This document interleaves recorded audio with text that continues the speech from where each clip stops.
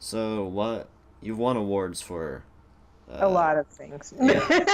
Why don't you talk about what awards you've gotten? And yeah, Um, I'm so curious. I've gotten actually awards for my writing.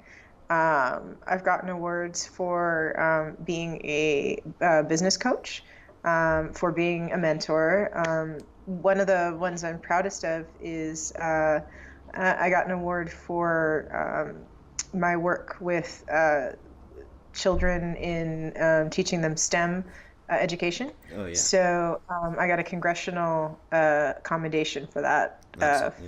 that's cool. Yeah. So I've I it I'm mostly the thing like I get nominated for awards frequently, whether I win them or not, and I think that it's it really is an honor to be Mm-hmm. nominated for these things because I'm always so overwhelmed that there are people out there that know who I am and that are nominating me because they appreciate my work and see what I'm doing. So, especially as an introvert who just wants to hide like in her bed all the time under the covers Yeah. just typing on the computer. So somebody out there likes me.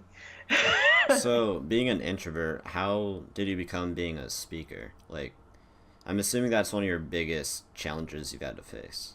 Yeah, so that actually was an accountability assignment I got from my coach because I took a job as a CTO and a chief technology officer, and as a CTO, I have to present and communicate with clients and board members and people like that. So one of the things that one of my biggest weaknesses is assertiveness.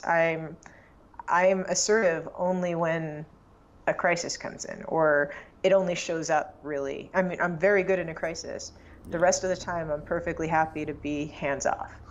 So, what my coach decided was that I should go out and start speaking so that I could raise my assertiveness level. I'm not sure if that worked the way he wanted to because what he didn't realize is there's not that many female CTOs. So I Yeah. started to be in demand as a speaker. So I got really good at public speaking. That's good. Like, have you ever what was the biggest challenge about public speaking? Like speaking in front of all right, like what's the largest amount of people you've had to speak in front of? Or Oh, um, probably 15,000. 15,000? Was it like at an arena, or Yeah, like what yeah. arena, or what was it for? So I was, so this actually wasn't recent. This was when I was a kid. But um, I had to give an address to my state in New Jersey at I don't even remember what it was like specifically for, but I just had to get in front of the Garden State.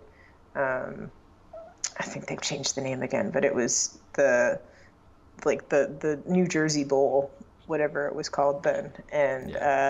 just get on stage and talk to a whole bunch of people about it was about STEM How old were related you things. when you did that?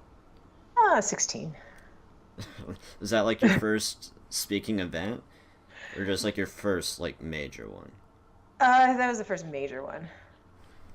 So, did you like how long did you speak for? Cuz I feel like the longer you do it, the more comfortable you'll start get. Cuz I've spoken in front of some like a few hundred people, and that was like the case with me. Like it's always the first minute or two I have Oh, the most like uh fear, I guess. so I think with me, it's as long as I'm prepared ahead of time, then like I don't ever get scared until I get off stage. Oh really? It's more um and the thing that gets into me is I hope they don't come up to me. I hope they don't come up to me. Yeah. But and it's not because I don't like people, it's because I'm always afraid that somebody's going to ask me a question about something that is just not in my wheelhouse. Like that I made them think of something that's tangential to something and I just don't know the answer. And then they're going to then think that I don't know anything about what I just said. So Yeah. it's kind of catch 22.